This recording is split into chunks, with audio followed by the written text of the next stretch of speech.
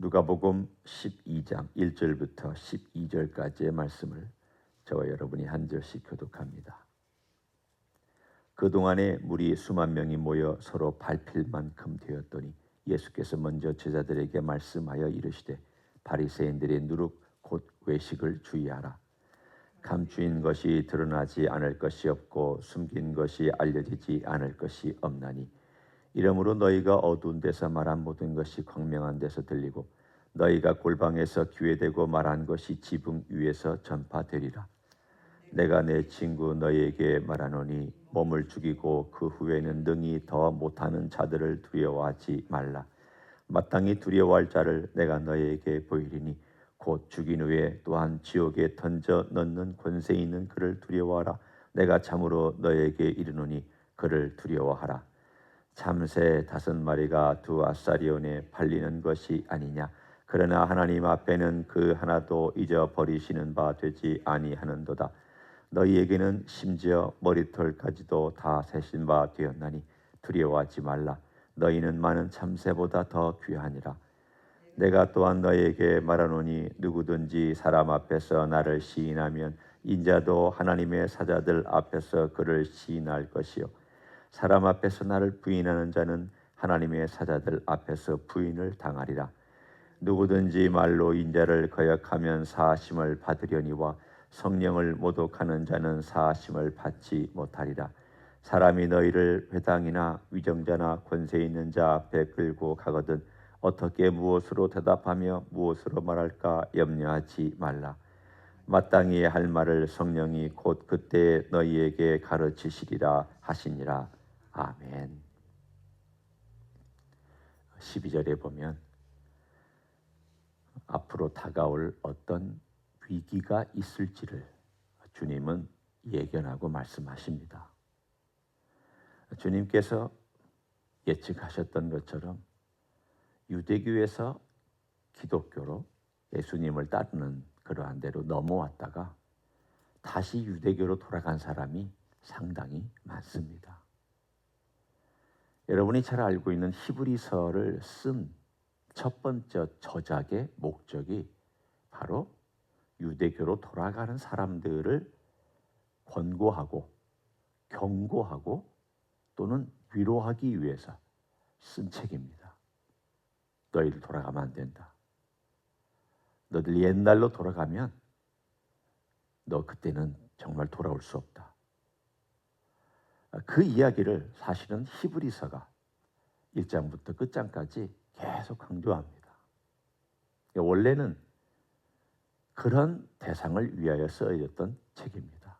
물론 하나님의 말씀이기 때문에 2000년 동안 많은 사람에게 도전을 주었지만 그 목적이 일단은 첫 번째 목적이었습니다. 그만큼 주님의 관심사도 이 마지막 사역을 마치시면서 거기에 있었습니다. 그러면 여기 보면 너희들이 사람 앞에서 나를 시인하면 인자도 하나님의 사자들 앞에서는 그를 시인하겠다.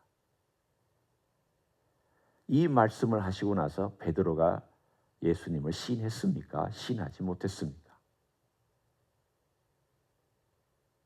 실패했죠.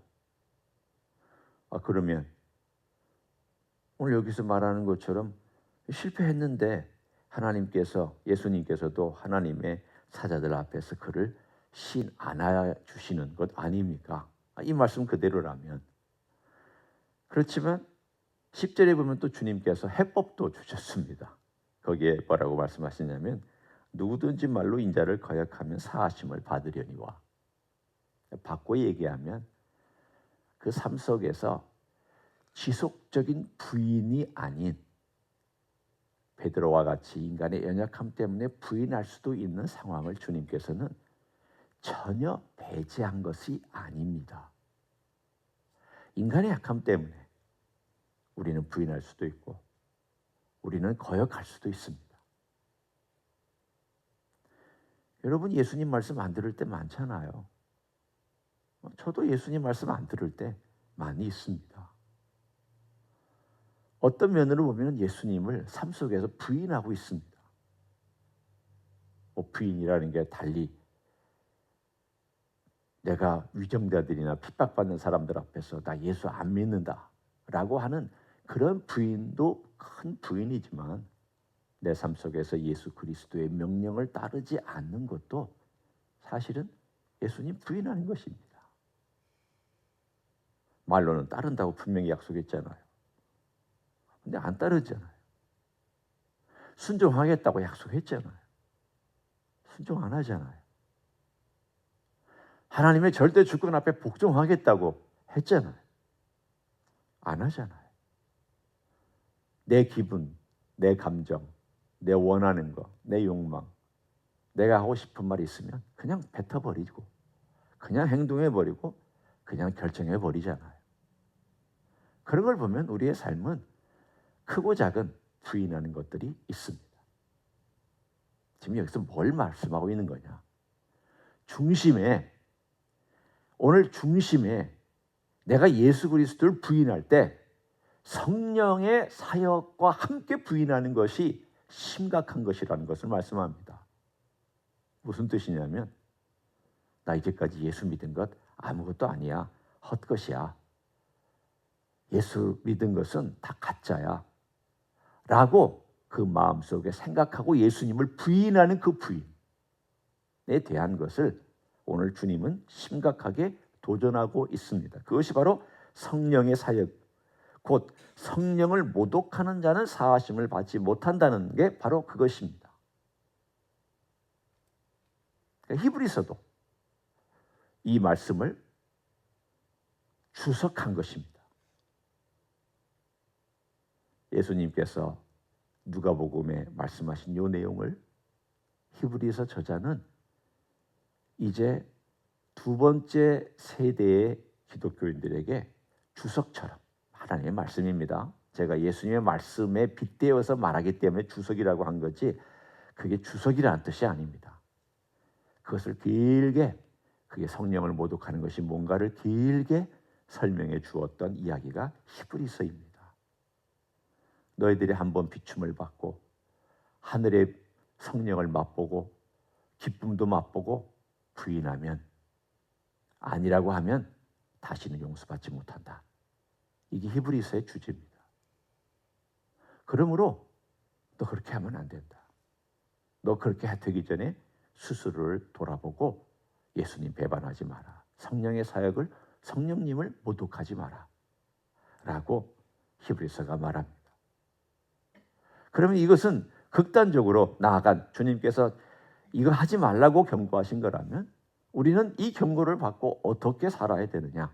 오늘 주님께서 정말 주옥 같은 귀한 말씀들을 몇 가지 해주셨습니다. 첫 번째는 너 누구를 두려워하는지를 정해라. 네가 두려워하는 대상이 너의 하나님이다. 의지하는 대상도 너의 하나님이지만 두려워하는 대상도 너의 하나님이다. 여러분이 만일 건강을 두려워하면 건강이 하나님이에요. 돈을 두려워하면 돈이 하나님입니다. 유대교의 당국자들을 두려워하면 그들이 하나님입니다. 근데 이 일이 왜 있었느냐? 그들은 마치 누룩 같아서 굉장히 큰 영향력을 행사했습니다. 주님께서 왜 누룩의 예를 들었냐면 조그마한 누룩이 빵 전체를 다 부풀게 하잖아요. 그만큼 이 누룩의 영향력이라는 것은 강력했습니다. 악함도 상징하지만 강함도 상징합니다. 그러니까 이 바리새인과 그들의 가르침이 얼마나 강력했는지 유대교 안에 있는 사람들을 꼭 묶어놓고 있었습니다. 그래서 이 유대교를 떠나는 사람에 대해서는 어떻게 했느냐? 출교 조치를 취했습니다. 지금의 이슬람과 비슷한 그러한 출교입니다. 그러면 어떤 결과가 생기느냐? 테러, 집에서 쫓겨나는 거, 매 맞는 거, 일 못하는 거, 고향에서 핍박받는 거, 쫓겨나는 뭐 등등은 뿐만이 아니라 이런 모든 것들을 감당해야 됩니다. 사람들이 힘든 것이죠. 내가 예수님 따르면 집안 식구들이나 다 나를 배척할 것이다. 내가 일하는 직장에서 쫓겨날 것이다. 사람들이 나를 핍박할 것이다. 이런 등등등의 많은 것들이 실제적으로 삶으로 다가왔습니다. 그러니까 그럼 꼼히 생각해 보다가 예수님 믿는 건 너무 힘들어. 이렇게 살다가는 내 인생 너무 피곤하고 너무 어려워. 그래서 그냥 다시 돌아가자. 라고 하는 그런 사람들에 대한 주님의 경고의 말씀입니다. 너 누구를 두려워하느냐? 너 그 사람들 두려워하지 마라. 그들을 두려워하지 마라. 그들은 너의 육신의 생명만 앗아갈 수 있을 뿐이다. 더 두려워할 분은 누구냐? 오늘 본문에 그 후에도 능히 지옥에 던져 넣는 권세를 가지신 하나님 아버지를 두려워해라. 하나님의 권세를 한편으로는 두려워하는 대상에 대한 이야기를 먼저 하셨습니다. 두 번째는 저는 이것이 더 와닿습니다. 그건 참새 5이 2아사리온에 팔리는 것이 아니냐. 그렇게 말씀하시면서 두려워하지 말아라. 한편으로는 하나님을 두려워해라. 이게 말이 조금 왔다 갔다 주님께서 말씀하시는 건데 재밌잖아요. 그렇죠? 하나님 두려워해라. 그러나 두려워하지 마라. 하나님을 두려워하면 두려울 게 없습니다. 세상을 두려워하면 다 두렵습니다. 그리고 주님이 정말 멋있는 예를 들었습니다. 참새 5이 2아사리온에 팔려갑니다. 원래 한 아사리온에 참새 2마리입니다. 그러면 나머지 1마리는 뭡니까?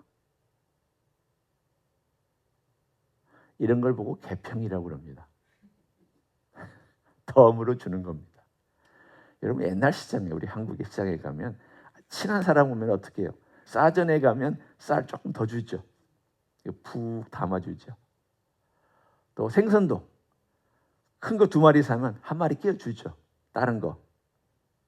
그런 걸 개평이라고 하죠. 덤이라고 얘기를 해요. 참새 1마리는 개평으로 준 거예요. 5마리 줬죠. 그런데 주님 뭐라고 말씀하셨습니까? 그 하나도 어떤 하나요? 개평으로 끼워준 그 하나. 어쩌면 개평으로 끼워준 그 하나는 다른 참새에 비해서 살이 별로 없었을 거예요. 작았을 거예요. 통통한 참새가 요만했다면 개평으로 하나 끼워줬는데 그거는 조금 초라한 참새 하나 끼워줬어요.